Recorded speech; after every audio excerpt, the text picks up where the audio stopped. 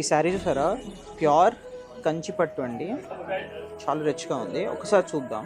Class ఉందండి, fabric కూడా చాలా లైట్ వెయిట్ అండ్ ప్యూర్ కాన్సెప్ట్లో. దీని ఒకసారి బాడీ మొత్తం చూద్దాం. మంచి lavender and silver geometrical design అనమాట.